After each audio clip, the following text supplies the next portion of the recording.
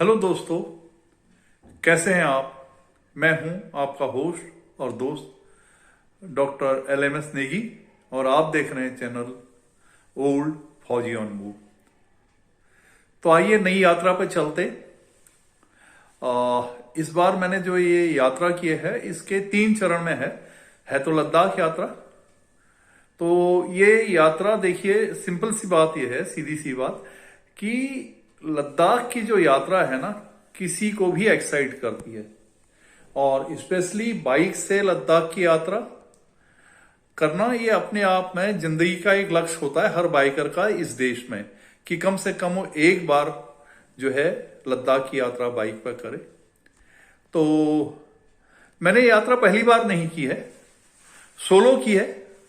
67.5 में हो गया हूं पोस्ट कोविड। 2 साल में मैंने कुछ रिकवरी की है, ट्रेनिंग की है, तो उसके बारे में भी बात करते हैं। तो मैंने ये 1 से 15 सितंबर तक यात्रा की। इसके 3 चरण थे।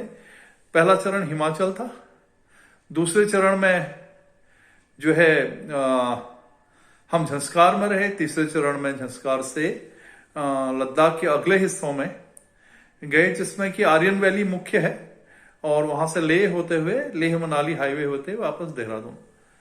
तो क्या ये अचानक ही बन गया था प्रोग्राम? नहीं, मैं इसे करना चाह रहा था अपने को टेस्ट करने के लिए, और देखना चाह रहा था कि मैं ये यात्रा बाइक पे कर पाऊंगा। मेरा शरीर क्या इतना ठीक हो गया, स्वस्थ हो गया है पोस्ट कोविड, तो ये दिमाग में था।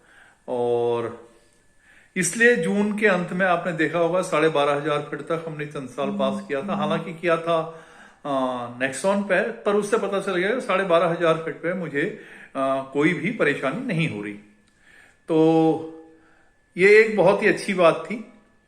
तो तैयारी जो है मैंने लगभग 8-9 महीने पहले से कर दी थी। मैं 3-4 किलोमीटर नहीं चल पा रहा था उस समय, और जो देहरादून मसूरी का ट्रैक है वो मुश्किल से 1 किलोमीटर करके मैं जमीन में बैठ गया था। ये लगभग 16 या 17 जनवरी की बात है, और किसी तरह से घर आया था।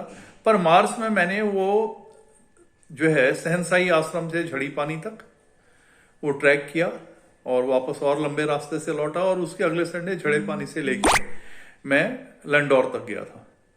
और इस बीच में भी मैं लगभग हफ्ते में 40 किलोमीटर पर वीक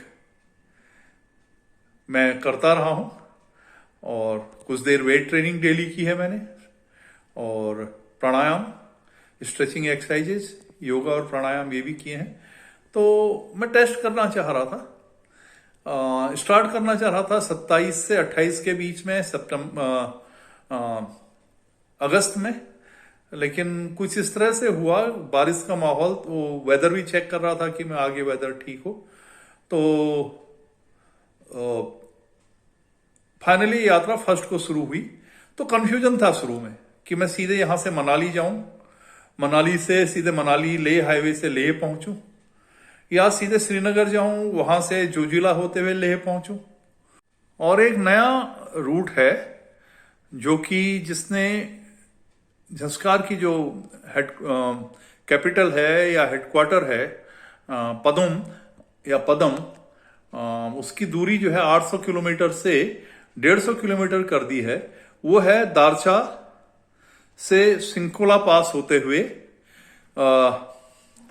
पदम पहुंचना, जिसमें गोम्बोरोंजन, पुणे, फुकटाल मोनेस्ट्री ये जो है वो उस रास्ते की हाईलाइट है। रास्ता बहुत खराब है अभी भी। 4 साल पहले जब वो शुरू हुआ था तब तो लगभग 4 बाइकर्स कर पाए थे।